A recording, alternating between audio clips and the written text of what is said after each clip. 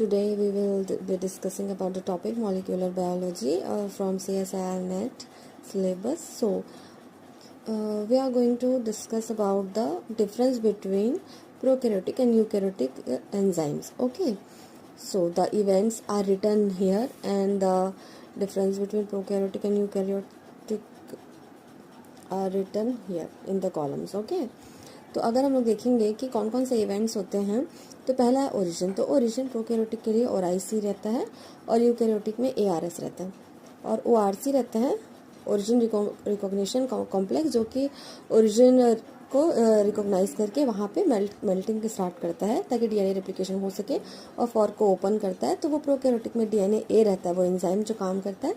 Eukaryotic में ORC रहता है. और इवेंट जो है वो कहाँ पे ऑकर होती है, C स्टेज पर एप्लीकेशन ऑकर होता है प्रोकैरियोट्स में, और यूकैरियोट्स में S फेज में होता है. और जो हेलिकेज है वो प्रोकैरियोटिक में DNA C काम करता है, और वहीं अगर यूकैरियोट्स में देखा जाए तो CDC6 एंड CDT1 काम करते हैं. जो हेलिकेज लोडर है वो कौन रहता है, प्रोकैरियोट्स में DNA B रहता है और यूकैरियोट्स में MCM हेलिकेज रहता है. जो हेलिकेज एक्टिवेटर है, मतलब हेलिकेज कैसे एक्टिवेट होगा, तो वो हम लोग प्रोकैरियोट में देखते हैं कि वो ATP की हाइड्रोलिसिस से ओपन होता है, जो कि DNA C करता है. और अगर यूकैरियोट्स में देखा जाए तो जो CDK और DDK हैं वो उनके फॉस्फोराइलेशन से एक्टिवेट होता है ना हेलिकेज जो है. और अगर हम लोग देखेंगे कि सिंगल स्ट्रैंडेड बाइंडिंग प्रोटीन कौन है, SSB कौन है, प्रोकैरियोट्स में SSB रहेगा और यूकैरियोट्स में RPA रहेगा, रेप्लिकेशन प्रोटीन A. और अगर हम लोग प्राइमेज देखेंगे तो प्राइमेज प्रोकैरियोट्स में DNA G रहता है और यूकैरियोट्स में प्राइमेज भी रहता है और पॉलीमरेज अल्फा भी रहता है. अगर हम लोग टोपोआइसोमरेज देखेंगे तो प्रोकैरियोट में उसका नाम गायरेज है, और अगर यूकैरियोट्स में देखेंगे तो टोपोआइसोमरेज रहता है.